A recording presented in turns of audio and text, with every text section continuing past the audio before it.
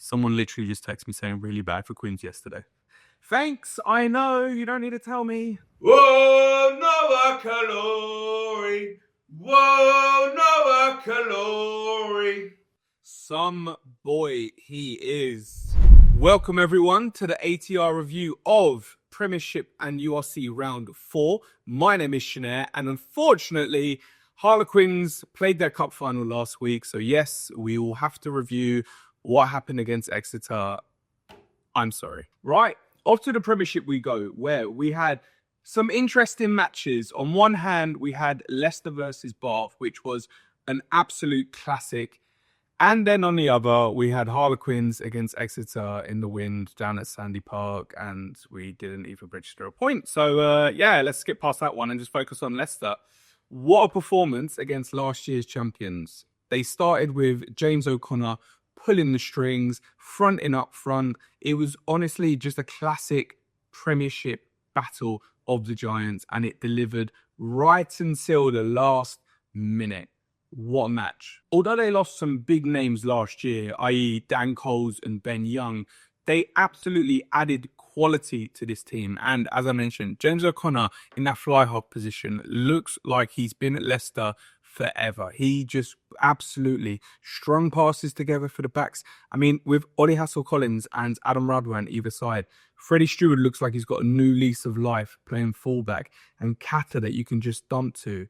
They look fantastic. But Ollie Chesham up front is leading that line. Joe Hayes looks like he's going to be an England star. They just look phenomenal. And against the Bath team, that was stacked. And I'm talking about from the front all the way to the back. Santi Carrera's playing. Finn Russell was back pulling the strings.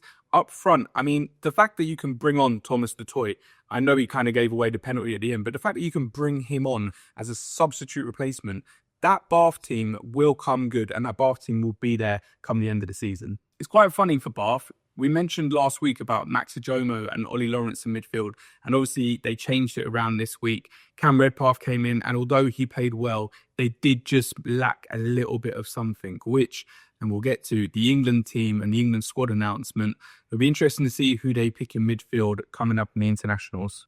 With that win, however, Leicester do jump up the table, now making it 2 wins out of 4, which, from the sounds of it, sounds like a little bit of a mixed bag. But honestly, Leicester look like they are back where they need to be. And with Jeff Parlin, the passion he's going to bring as a head coach, you can see Leicester being there or thereabouts coming the end of the season. On Friday night, we saw Newcastle Red Bulls, unfortunately, lose again, going from 0-4 to start the season. And you can imagine that that Monday morning meeting is only going to get harder and harder for the team from the north. Northampton Saints, however, look very good. And again, the English combination of Finn Smith and Fraser Dingwall might be one that Borthwick wants to look at in the upcoming internationals.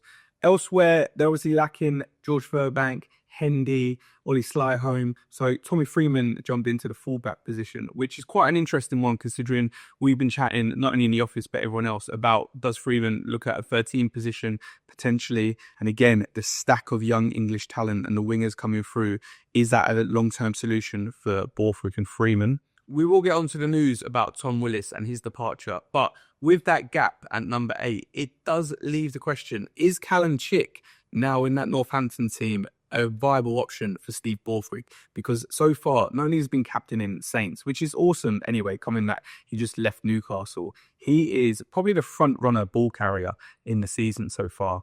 And over to the Stonex, where we have unveiled maybe the next brightest English talent in a long list of wingers coming through. Young 19-year-old Noah Coulori with his first Premiership start of the season, and no doubt he'll be getting some more now, with 5 tries. And I think the best thing about this is there wasn't just run-ins or walk-ins on the side. They come from all over. His ability to jump higher than everyone was ridiculous. And you have to think they had Tom Roebuck on the other team. I don't know why Roebuck didn't try and get up and challenge him, but even the penalty try, you can imagine that he would have caught that if he wasn't hit. And has 6 tries on a debut. No wonder he's been called into the squad. It pains me to say it, but elsewhere in that Saracens team, they are looking stacked at the moment. Charlie and Jack Bracken, 2 more youngsters coming through that England development side, look fantastic. Bracken at scrum half. Oh my God. Like, they missed Van Zyl there, of course. Bracken just looked like he was ready to snipe. He wasn't scared of the opposition. And you are playing against some big boys for Sale Sharks. And he looked like he was meant to be on that Premiership pitch.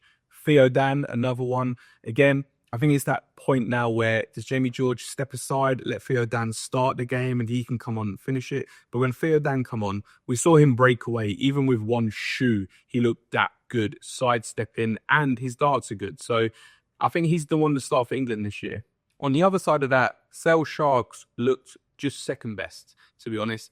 And it's a shame because last year we thought actually Alex Arneson could take this Sale team all the way past the playoffs and into that final. But when push come to shove, Saracens fronted up against them. And realistically, Sale didn't have any second option to go to.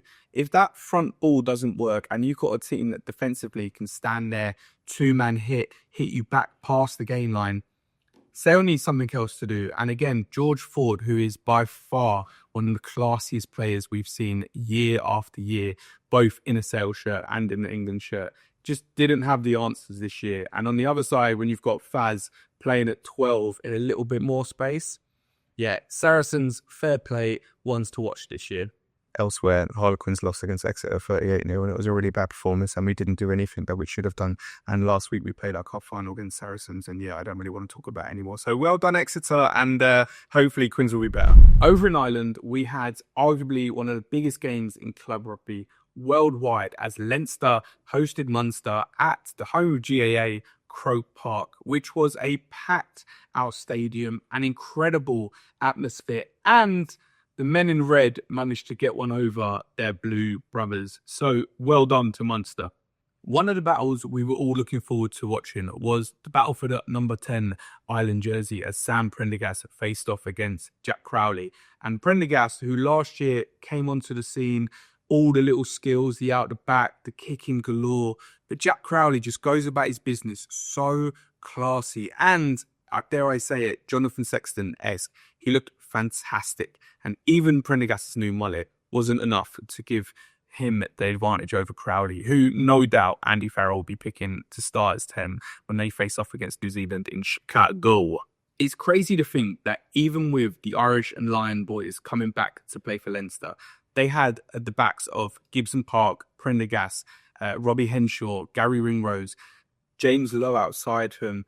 It wasn't enough to just string anything together as Munster just basically played their cup final and they had a point to prove. But that takes them second in the table with 4 wins from 4. Meanwhile, I don't know what to say about Leinster without being personally biased against them, but I just don't think Leo Cullen is the man that's going to take this Leinster team to the next level. And realistically, they have relied on their systems and they've relied on their top Irish internationals playing and taking them through.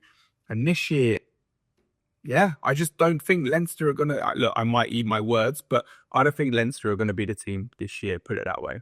Now, as much as Munster beating Leinster was good and a shock to some, the biggest shock of the weekend has to be Ulster going over to Durban and turning over the Sharks, which on paper basically looked like a Springbok team. Just to read some of these names out, up front, Oxenche, Bongi Anambi, Vincent Koch, Ebenet Sabeth, Martin Ori, Sia Khaleesi. Now, I'm pretty sure most of them have won 2 World Cups and just come off a back-to-back rugby championship win. And outside that, Grant Williams, Sia Masuku, who only a couple of years ago led them to Challenge Cup victory. Andre Esterhazen, absolute beast. The boogeyman, Julius, outside him. Mapimpi, Evan van der Merwe, and Ethan Hooker. Now, if that was a Springbok team, you would actually fancy them.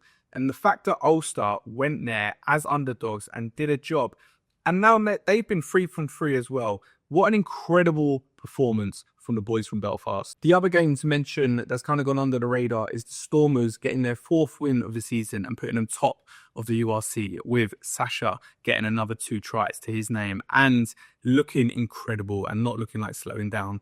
They're going to head over to Benetton next whilst they're on their Italian tour, so should be a bit better of a game this week, but still see Stormers finishing top of the table going into next week. A big talking point This week in the URC was the Lions versus Scarlets game, and unfortunately it wasn't for the quality, or dare I say lack of quality, on the pitch, which was probably one of the worst games I've watched in a long time. But it was Ellis Park having, I think it was less than 2,000 people in. I don't really know what else to say other than, is it because of where it is in Johannesburg? Is it because of the game, Lions versus Scarlets? Did a little bit of diving into this, and actually last year they didn't get the numbers there as well. So there's a lot to be said. We saw last year a game played in Stellenbosch, which looked absolutely great at a university stadium. Just move it outside of Ellis Park. It doesn't need to be that big, especially if what is happening on the pitch isn't going to suffice such a great stadium. A quick little recap of top 14 with some interesting results, as at the top of the table, both Po and Bayonne are now 5 wins from 7 games, getting them to top. And you'd have to say, I know he's never going to get picked, but based on form, the best English fly half at the moment has to be Joe Simmons at Po. He is looking phenomenal, has done for the last couple of years. I think he finished top point scorer for them last year as well. But again, we know how that works, and we've just seen with Willis moving over. Is it time that England start looking across the pond to the players that are playing elsewhere?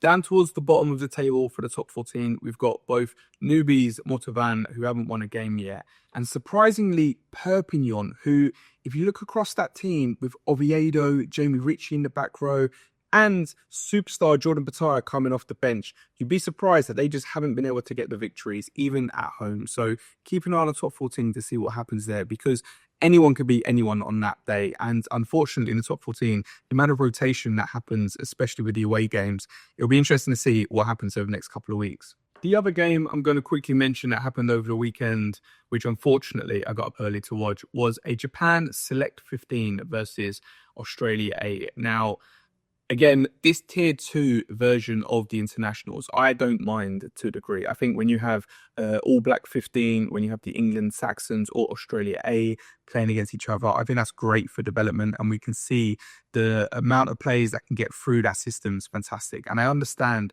why Eddie Jones wants to do it. But in this game specifically, on one side, you had 10 internationals for Australia A, be it Darcy Swain, who got a couple of tries, be it Ben Donaldson, who started at fly half only a couple of months ago and played in the World Cup. And on the other team, you've got Eddie Jones selecting a couple of university players that don't even play in the Japanese league. So it was a bit of a nothing game. We've got Australia versus Japan coming up this week, which should be a little bit better. But yeah, fair play to the Aussies to get in another 30 players through their system.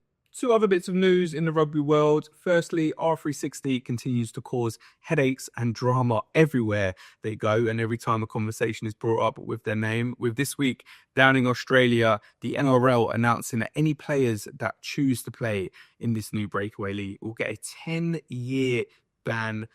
Pretty ridiculous, but that is a big shout from the Aussie League brothers. So we'll see what happens there. And then lastly, but not least, also in the Southern Hemisphere, Zanzibar announced a renewed timetable for the next couple of years, with an assurance that the Rugby Championship will happen, even though there is the Greats Rivalry Tour and the starting of the Nations Cup coming through. So I don't think that will actually be the case over the next couple of years. I think Zanzibar will have to relook at that. But they've announced their intent, and we want to see that. We want to see the likes of Argentina and Australia still involved. But we are looking forward to next year, that greatest tour, as the All Blacks head over to South Africa and play not only tests against them, but they also play the club sides, which will be fantastic. And we'll be covering that all on All Things Rugby.